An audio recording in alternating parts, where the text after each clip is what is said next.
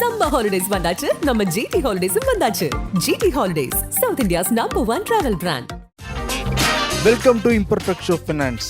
நம்ம நிகழ்ச்சி Vikatan web TV, நானே விகடன் பாட்காஸ்ட் எல்லா இடங்களும் டெலிகாஸ்ட் ஆகிட்டு இருக்கு. உங்களுக்கு எங்க விருப்பமோ அங்கே வந்து பார்க்கலாம். ஓகே, இன்னைக்கு மார்க்கெட் நிலவரத்தை பார்த்துடலாம். நிஃப்டியை பொறுத்த வரைக்கும் 72 புள்ளிகள் சரிஞ்சு 23,519 நிறைவடைஞ்சிருக்கு. சென்செக்ஸை பொறுத்த வரைக்கும் 191 புள்ளிகள் சரிஞ்சு 77,414 முடிஞ்சிருக்கு. வாங்க நம்ம பொருளாதார விமர்சகர் நாகப்பன் சார் கிட்ட இதை பத்தி டீட்டெயிலாக பேசிடலாம்.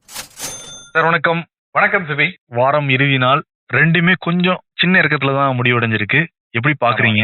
வாரத்துக்கு மட்டும் இறுதி நாள் அல்ல, இந்த நடப்பு நிதியாண்டிற்கும் இது கடைசி தினம். 2024-25 இந்த ஆண்டுக்கும் இது கடைசி தினம்ங்கிறதுனால இது முக்கியத்துவம் பெறுகிறது. ஏன்னா திங்கள் என்று விடுமுறை, பங்குச்சந்தைக்கு விடுமுறை. நாளை மறுநாள் சனி ஞாயிறு, திங்கள் என்று விடுமுறை. சோ 3 நாட்கள் பங்குச்சந்தை இல்லை. அடுத்து பங்குச்சந்தை துவங்குவது ஏப்ரல் 1ஆம் தேதி தான், செவ்வாய்க்கிழமை அன்னைக்கு. சோ இந்த ஆண்டு ஒரு நிதியாண்டு ஒரு முடிவுக்கு வந்திருக்கு. சோ இன்னைக்கு சந்தையை பாக்குறதுக்கு முன்னால இந்த ஓராண்டுல நம்ம பங்குச்சந்தை மெயினா முக்கியமான குறியீடு நிப்டி என்ன ஆதாயம் கொடுத்திருக்கிறது, ஆதாயமா இல்ல நெகட்டிவாங்கிறத நம்ம பார்த்துடலாம். இந்த ஆண்டு துவக்கத்துல நிப்டி குறியீடு 22,400க்கு கீழே இருந்தது, மார்ச் கடைசி ஏப்ரல் முதல் வாரத்துல. அதுல இருந்து இப்ப 23,500, கிட்டத்தட்ட 1000 புள்ளிகளுக்கு மேல ஏறி இருக்குது இந்த ஓராண்டுல. அதுதான் அதை ரிட்டர்ன் கணக்கு பண்ணி பாத்தீங்கன்னா பெர்சன்டேஜ்ல ஒரு 4% மேல் இந்த ஓராண்டில் ஆதாயத்தை கொடுத்திருக்கிறது. அந்த பாயிண்ட் டு பாயிண்ட் பார்த்தோம்னா இந்த ஆண்டு துவக்கத்துல இருந்து இந்த ஆண்டு முடிவு வரை பார்த்தோம்னா இது 4%. இதை விட தங்கம் மிக அதிகமான ஆதாயத்தை கொடுத்திருக்கிறது, வெள்ளி அதிகமான ஆதாயத்தை கொடுத்திருக்கிறது, பிக்ஸட் டெபாசிட் அதிகமான ஆதாயத்தை கொடுத்திருக்கிறது. இதை இன்னொரு விதமாகவும் பார்க்கலாம். இந்த 22,400க்கு கீழே துவங்கியது இந்த ஆண்டுக்கு இடையில் தொட்ட உச்சம் 26,000 தாண்டியது. 26,000 தாண்டியதுங்கிறது கிட்டத்தட்ட 3,500 புள்ளிகளுக்கு மேல் ஏற்றம் இந்த ஆண்டு துவக்கத்தில் இருந்து இந்த ஆண்டு உச்சம். அது கிட்டத்தட்ட அந்த உச்சத்தோடு ஒப்பிட்டு பார்த்தால் 16% ரிட்டர்ன் கொடுத்திருக்கு. அந்த உச்சமான அதாவது கிட்டத்தட்ட செப்டம்பர்னு வச்சுக்கீங்களேன், ஏப்ரல் மாதம் துவங்கி செப்டம்பர் முதல் 6 மாதங்களில் அது 16% ஆதாயத்தை கொடுத்திருக்கிறது. சராசரியாக ஆண்டுக்குன்னு பார்த்தா 32% அந்த மாதிரியான ஒரு ரிட்டர்ன். இது வேறு விதமா பாத்தீங்கன்னா இந்த ஆண்டு தொட்ட லோ 21,300. அந்த 21,300ங்கிறதுல இருந்து இப்ப 23,500 க்ளோஸ் ஆயிருக்கிறத எடுத்துட்டு பாத்தீங்கன்னா கிட்டத்தட்ட 10% ரிட்டர்ன் கொடுத்திருக்கு. லோல இருந்து உச்சத்தை பார்க்கல, இன்னைக்கு இருக்க லெவல்ல உச்சத்தை பார்த்தோம்னா இன்னும் அதிகமா இருக்கும். கடைசி இன்னொரு கம்பேரிசனும் சொல்லிடுறேன். ஹை இந்த ஆண்டு தொட்ட உச்சம் 26,000க்கு மேல். அதுல இருந்து இப்ப இருக்கக்கூடிய லெவல் பார்த்தோம்னா ஒருத்தர் 26,000க்கு மேல அந்த உச்சத்துல செப்டம்பர் மாதம் முதலீடு செய்திருந்தால் இப்ப 10%க்கு மேல இழப்பை சந்தித்து இருப்பார். சோ நம்ம இதுல அதனாலதான் இதை நம்ம திரும்ப திரும்ப சொல்றது, பங்குச்சந்தை மோசம், ஒரு ரிட்டர்ன் இல்லைன்னு சொல்றதோ, அல்லது பங்குச்சந்தை ரொம்ப பிரமாதமான நான் ஏப்ரல் மாதம் வாங்கி செப்டம்பர் மாதம் விட்டுட்டு ஆண்டுக்கு 36% ஆதாயம் கொடுத்திருக்கு, 32% சொன்னேன்னா அது எவ்வளவு சரியானதாக இருக்காதோ அதே மாதிரிதான் நான் உச்சத்திலிருந்து லோவை கம்பேர் பண்ணி இந்த ஆண்டு எனக்கு 10% நஷ்டத்தை கொடுத்திருக்குன்னு சொல்றதும் சரியாக இருக்காது. இது பாயிண்ட் டு பாயிண்ட் இது மாறுபடும். நீண்ட கால முதலீட்டாளர் இந்த லோவை ஒரு சப்போர்ட்டா ஒரு சாதகமாக பயன்படுத்தி கொண்டு உச்சத்தையும் நம்ம வெளிவருவதற்கான ஒரு சாதகமாக பயன்படுத்திக் கொள்ளணும். எது உச்சம் எது லோங்கிறது நிச்சயமா யாருக்குமே தெரியாது. பட் அதற்கு அருகாமையில் செல்வதுங்கிறது நிச்சயமா எல்லாருக்கும் தெரியும். சோ அதுதான் இந்த ஆண்டு நமக்கு சொல்லிக் கொடுத்திருக்கக்கூடிய ஒரு பாடமா நான் பாக்குறேன். இன்னைக்குள்ள சந்தையை நம்ம பார்க்கலாம். இன்னைக்கு அப்கோர்ஸ் நெகட்டிவா தான் முடிவடைஞ்சிருக்கு. ஆனா சென்செக்ஸ்ல நீங்க ஐடி ஸ்டாக்ஸ் மட்டும் எடுத்துட்டீங்கன்னு வச்சுக்கோங்களேன், இன்ஃபோசிஸ், டிசிஎஸ், ஹெச்சிஎல் டெக், இந்த 3 மட்டும் ரிமூவ் பண்ணிட்டீங்கன்னா சென்செக்ஸ் பிளாட்டா தான் முடிவடைஞ்சிருக்கு. பாசிட்டிவும் இல்ல நெகட்டிவும் இல்ல. கடந்த 2-3 நாட்களாக பக்கவாட்டு நகர்த்தலில் தடுமாறுவதை பார்க்க முடிகிறது. இது எப்போதுமே ஒரு 1000 புள்ளிகள் சந்தை அதிகரித்த பிறகு, நிப்டி குறியீடு அதிகரித்த பிறகு அல்லது இறங்கிய பிறகு ஒரு பக்கவாட்டு நகர்த்தலுக்கு வரும். ரொம்ப அதிக வேல்யூ இருக்குன்னு நினைக்கிறவங்க விற்பாங்க, வாங்குறதுக்கு ஒரு தயக்கம் இருக்கும் ஏறும் பொழுது. அதே இறங்கும் பொழுது ரொம்ப குறைவா இருக்குன்னு நினைக்கிறவங்க வாங்குவாங்க, இல்ல திரும்ப ஏற ஆரம்பிச்சிருச்சுன்னா வாங்குவதற்கு தயக்கம் காட்டுவார்கள். இப்ப அந்த மாதிரியான ஒரு தயக்கமான ஒரு சூழல். இதுல ஒரு விஷயத்த நினைவில் வச்சுக்கணும், நிறைய பேர் இந்த ஆண்டு அதிக லாபம் பார்த்திருப்பாங்க செப்டம்பர் வரைக்கும். அவங்கள அதற்கு பிறகு இப்ப நஷ்டத்தில் இருக்கக்கூடிய பங்குகள் இருக்கும். அதை கடந்த ஒரு வாரமாக வித்திருப்பதற்கான வாய்ப்புகள் இருக்கு, குறிப்பாக கடந்த 2-3 நாட்களாக. அதனாலதான் சந்தை இறக்கத்துல இருக்குன்னு கூட சில பேருடைய சந்தை வல்லுநர்களுடைய கருத்து என்னவா இருக்குன்னா, இந்த 2-3 நாட்கள் சந்தை பக்கவாட்டு நகர்தல் அல்லது இறக்கத்துல இருக்கிறதுக்கு காரணம் நிறைய பேர் நஷ்டத்தை பதிவு செய்கிறார்கள். எதுக்கு நஷ்டத்தை பதிவு செய்யணும்னா, ஏற்கனவே ஈட்டிய லாபத்திற்கு இந்த நஷ்டத்தை சரி செய்தால் நீங்க டாக்ஸ் கட்ட வேண்டாம். எவ்வளவு தூரம் நீங்க நஷ்டத்தை பதிவு செய்கிறீர்களோ அதை லாபத்தோடு அட்ஜஸ்ட் பண்ணிட்டு மிச்சம் இருக்க லாபத்துக்கு நீங்க இன்கம் டாக்ஸ் கட்டினா போறோம். ஷார்ட் டேர்ம் கேபிட்டல் கெயின் இருந்தால் லாங் டேர்முக்கு அதே மாதிரி long term to long term adjust பண்ணிக்கலாம். சோ அந்த டாக்ஸ் ஹார்வெஸ்டிங் ஒரு பக்கம் சொல்லுவோம், இன்னொன்று டாக்ஸ் அட்ஜஸ்ட்மெண்ட், அந்த netting off short term gains. அதனால சில பேர் நஷ்டத்துல இருந்தாலும் பரவாயில்லைன்னு கூட நேற்று முந்தா நாள்லாம் வித்திருக்க வாய்ப்பு இருக்கு. திரும்ப அதை இன்னைக்கோ மண்டேயோ அடுத்த வாரம் வாங்குவாங்க அப்படிங்கிற எதிர்பார்ப்பு இருக்கு.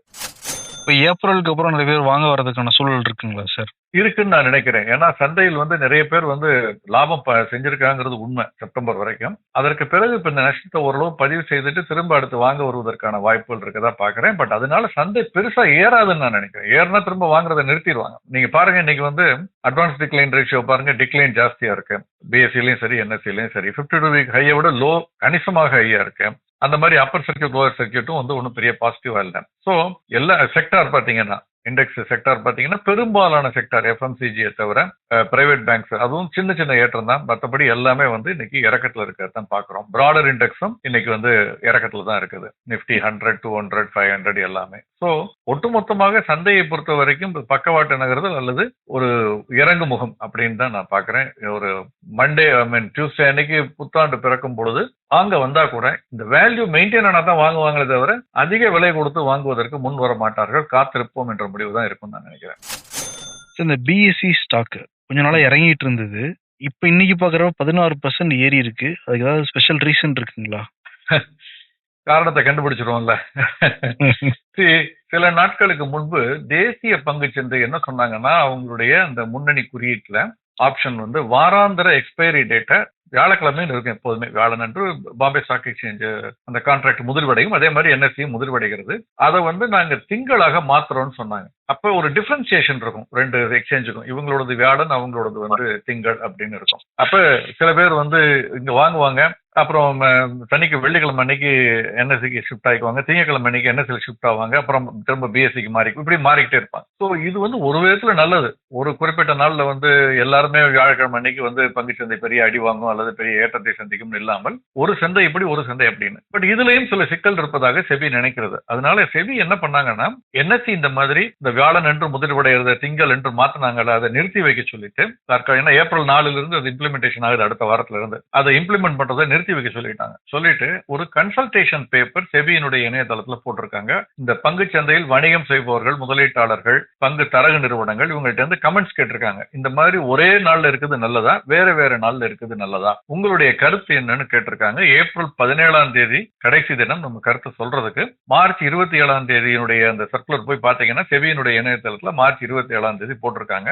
யார் வேணாலும் கமெண்ட் அதுல கொடுக்கலாம். யாராவது முதலீட்டாளர்கள் அல்லது ட்ரேடர்ஸ் வந்து கமெண்ட் கொடுக்கணும்னா அதுல போய் கிளிக் பண்ணி அந்த லிங்க்ல அவங்களுடைய கருத்துக்களை சொல்லலாம். இந்த மாதிரி செபியினுடைய கருத்து என்னவா இருக்குன்னா, எய்தர் செவ்வாய் அல்லது வியாழன். ஏன்னா இது வந்து திங்களும் வெள்ளியும் இல்லாமல் இருக்கு இல்லையா, வாரத்தினுடைய முதல் நாளோ கடைசி நாளோ இல்லாம நடுவில் இருக்கிறதுனால ஏதாவது ஒரு நாள்ல அந்த பெஞ்ச்மார்க் இண்டெக்ஸோட ஆப்ஷன் கான்ட்ராக்ட் முதிர்வடையட்டும். அதே மாதிரி வந்து மாதாந்திர கான்ட்ராக்ட் பாத்தீங்கன்னா ஒரு எக்ஸ்சேஞ்ச் வந்து மாதத்திற்கு நடுவிலும் இன்னொன்னு மாத கடைசியிலும் இருக்கு. இப்ப அதை கூட ஒரே நாளா மாற்றி பண்ணா நல்லா இருக்குமா அப்படிங்கிற கேள்விகள் எல்லாம் எழுப்பி இருக்கிறார்கள். எல்லாத்தையும் ஒரே மாதிரி பண்ணிட்டா ப்ராடக்ட் டிஃபரன்சியேஷனே இருக்காது.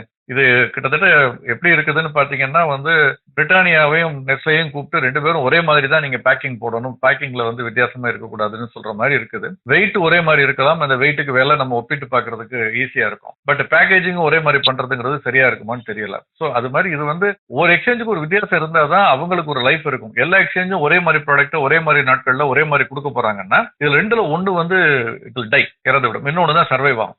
எங்க கிரிட்டிக்கல் மாஸ் இருக்கோ, எங்க வந்து வால்யூம் இருக்கோ, ரெண்டும் வேற வேற மாதிரியான ப்ராடக்ட்ஸ் கொடுக்கும் பொழுதுதான் நீங்க வந்து இது பிடிச்சவங்க இதுக்கு போவீங்க, அது பிடிச்சவங்க அதுக்கு போவீங்க. இதுதான் பொதுவா சந்தையினுடைய பார்வையா இருக்கும் நான் நம்புறேன். பட் எனக்கோ இதுதான் pure speculation and speculative trades சம்பந்தப்பட்டது ஒரு பக்கம். இன்னொரு பக்கம் ஹெட்ஜ் பண்றவங்களுக்கானது. ஸோ ஹெட்ஜ் பண்றவங்களும் ஸ்பெகுலேட்டர்ஸ் பண்றவங்க அவங்களுடைய கருத்துக்களை அவங்க சொல்லட்டும். நமக்கும் முதலீட்டாளர்களுக்கு ஒரு நீண்ட கால அடிப்படையில் இது பெரிய பாதிப்பதையும் ஏற்படுத்தாது. ஸோ இதுல எதுக்காக பிஎஸ்சி ஷேர் ஏறுனுச்சுன்னா, இந்த ஒரே நாள் நீங்க அந்த என்எஸ்சியோட டிஃபரன்சியேஷன் அதை நிறுத்தி வச்சாங்க இல்லையா, நிறுத்தி வச்சோன்னா அதனால அது வந்து பாம்பே ஸ்டாக் எக்ஸ்சேஞ்சுக்கு பாசிட்டிவா பார்க்கப்படுகிறது. அதனாலதான் பாம்பே ஸ்டாக் எக்ஸ்சேஞ்ச் ஷேர் வந்து இன்னைக்கு ஏறினதை நம்ம பாக்குறோம். அதே மாதிரி central government production linked incentive கொடுக்க போறதா அறிவிச்சிருக்காங்க. அதனால என்னென்ன கம்பெனிகளுக்கு சார் பெனிஃபிட்டா இருக்கும்?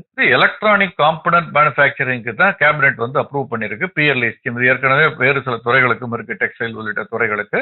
இப்போ வந்து கிட்டத்தட்ட 22,919 கோடி, 23,000 கோடின்னு வச்சுக்கோங்களேன். இந்த இவ்வளவு ஒரு பெரிய தொகையை கேபினெட் அப்ரூவ் பண்ணிருக்கு எலக்ட்ரானிக் துறையில உற்பத்தியை பெருக்குவதற்கு, சீராக நடத்துவதற்கு.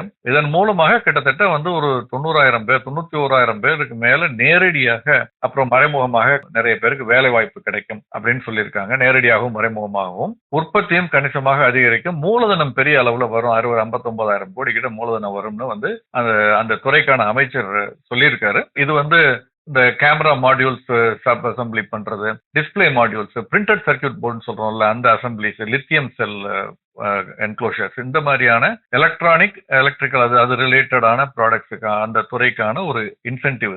இது வந்து வேலை வாய்ப்பை பெருக்கும், புதிய முதலீடுகளை கொண்டு வரும் அப்படிங்கிறது அரசனுடைய கருத்தா இருக்கு. நம்ம போக பார்க்கலாம். இதுல நிறைய பேர் சைனாவோட சேர்ந்து சைனாவுக்கு போட்டின்னு ஒரு பக்கம் சொன்னா கூட சைனாவோட ஜாயின் வெஞ்சர் பண்ண போறதாகவும் செய்திகள் வந்துகிட்டு இருக்கு. சீன நிறுவனங்களோட பொறுத்திருந்து பார்க்கலாம். ஆனா இதுல ஒரு விஷயம் சுபி, இன்சென்டிவ் ஞாபகம் வருது. மத்திய அரசாங்கம் ப்ரொடக்ஷன் லிங்க்ட் இன்சென்டிவ் தொழில்துறையினருக்கு கொடுக்குறாங்க. ஊழியர்களுக்கும் அந்த மாதிரி ப்ரொடக்ஷன் லிங்க்ட் இன்சென்டிவ் இருக்கான்னு தெரியல. ஆனா 2% டிஏ இன்க்ரீஸ் பண்ணிருக்காங்க. அதற்குள்ள அவுட்புட் இருக்குமா இல்லையாங்கிறது கேள்வி கேட்க மாட்டாங்களா, கேட்பாங்களாங்கிறது நமக்கு தெரியல. ஆனால் இதன் மூலமாக வந்து சந்தையில் கொஞ்சம் பணப்புழக்கம் அதிகரிக்கும் அப்படின்னு ஒரு தகவல். அது இன்னைக்கு கேபினெட் அதை வந்து இது பண்ணிருக்காங்க. Commodity marketing sir.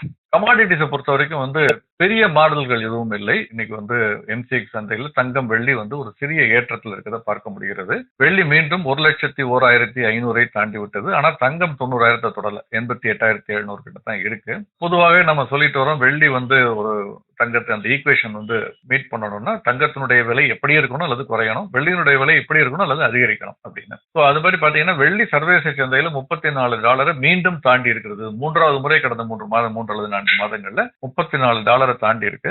இது இப்படியே ஒரு நாட்கள் சஸ்டெயின் ஆனா அடுத்தது வந்து 36 38, அதாவது இங்க இருந்து ஒரு 7% வரைக்கும் போறதுக்கு வாய்ப்பு இருக்கு. இங்கேயும் அதே மாதிரி ரூபாயிலையும் அது பிரதிபலிப்பதற்கான வாய்ப்பு இருக்கு. கச்சா எண்ணெயுடைய விலையில $6,000 கிட்ட வணிகம் நடந்துகிட்டு இருக்கு. அங்க சர்வதேச சந்தையில $70 கிட்ட வணிகம் நடந்துகிட்டு இருக்கு. டாலருடைய விலையில் பெரிய மாற்றங்கள் எதுவும் இல்லை. ஆனால் ரூபாயினுடைய மதிப்பு கொஞ்சம் ஸ்டெடியா இருக்குது. இன்னும் சொல்ல போனா உயர்ந்திருக்குன்னு சொல்லலாம். $85.70 அதுக்கு கீழே வந்திருக்குது. 28 பைசா கிட்ட இம்ப்ரூவ் ஆயிருக்கு ரூபாயினுடைய மதிப்பு. சிறப்புங்க சார். நம்ம நேயர்கள் இருக்க கேள்விக்கெல்லாம் பதிவு பண்ணுங்க, நிச்சயம் நாங்க டிஸ்கஸ் பண்றோம். Thank you so much sir. நன்றி. மேட்ச் பார்க்க கிளம்பிட்டீங்களா? ஆமா சார், ஆர்சிபி சிஎஸ்கே மேட்ச் நடக்குதான். நிறைய கிரிக்கெட் ரசிகர்கள் எதிர்பார்த்து காத்திருக்காங்க. பாப்போம் சார், நாளைக்கு சந்திப்போம். சம்மர் ஹாலிடேஸ் வந்தாச்சு, நம்ம ஜிடி ஹாலிடேஸும் வந்தாச்சு. GT holidays, south India's number 1 travel brand.